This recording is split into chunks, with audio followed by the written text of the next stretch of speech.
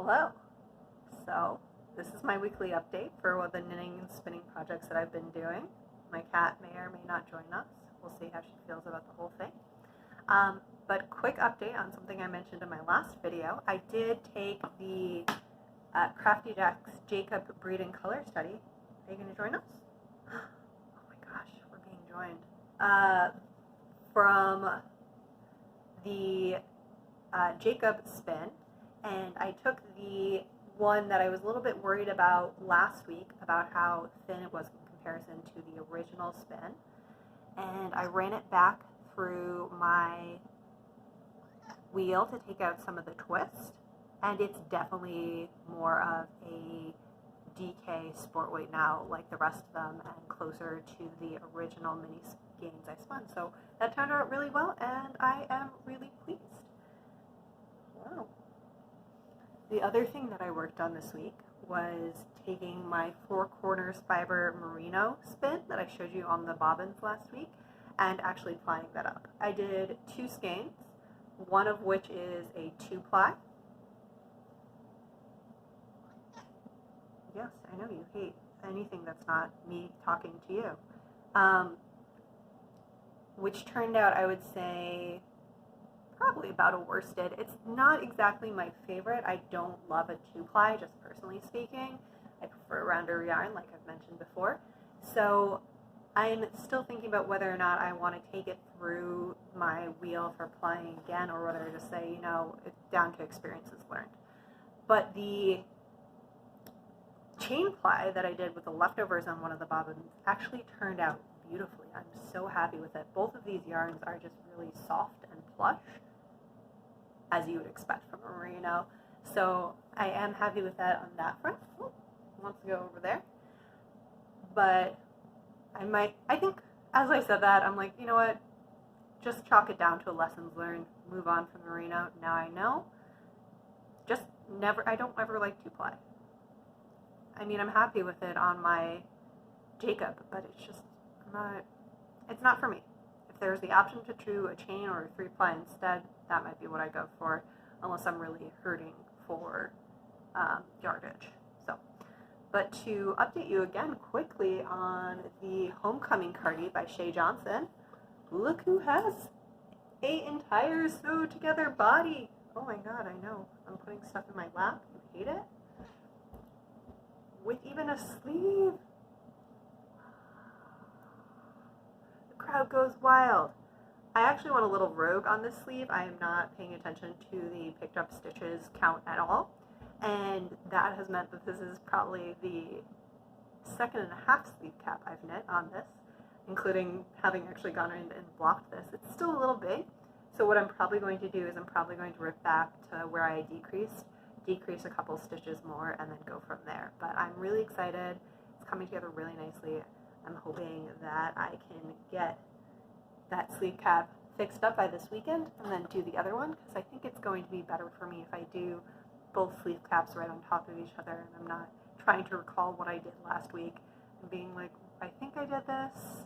Who knows? But because I was doing a lot of blocking and a lot of making sure that everything was the right size and space before I started joining all the various pieces together and picking up stitches, I didn't necessarily want to work on it while it was damp, because that seemed like a bad idea and a great way to stretch out or harm my knitting.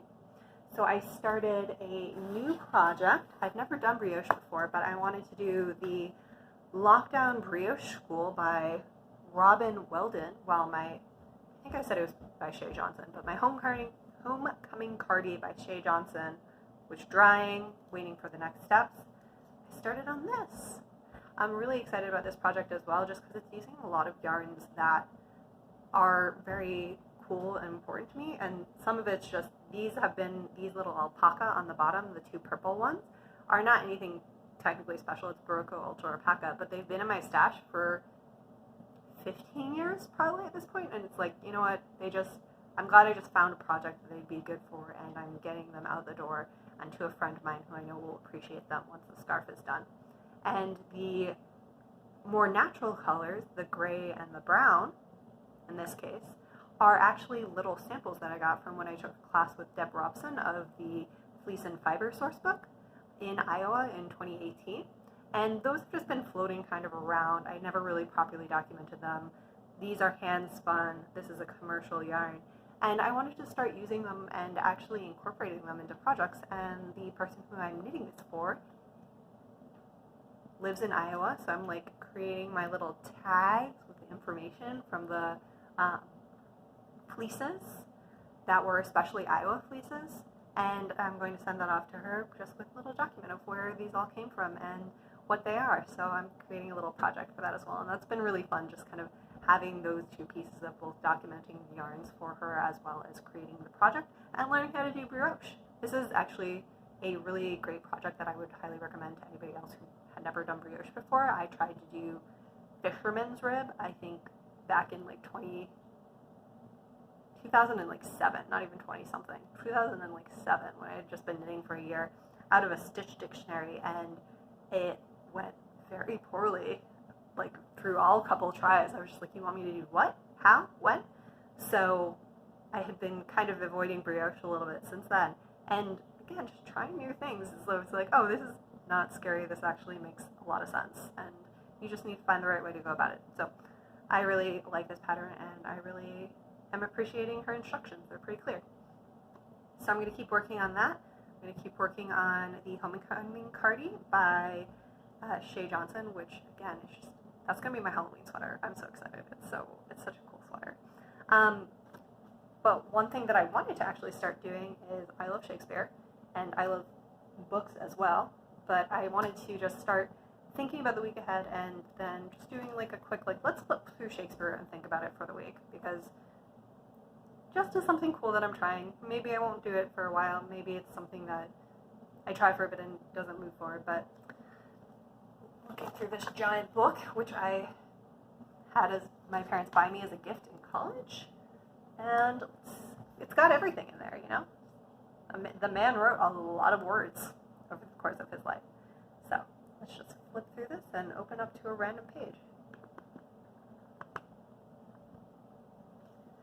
So, the tragedy of Othello.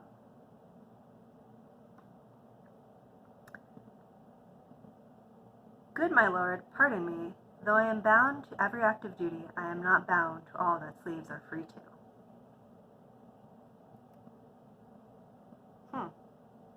So that's Act 3, Scene 3 of Othello. So if we keep going, utter my thoughts, why, say they are vile and false, and where's that place whereunto foul things sometimes intrude not? That's lines 154 through 159, Act 3, Scene 3, Othello. So, I'm going to do some thinking about false thoughts. Hope that you have a good rest of the week, and I'll talk to you next Sunday.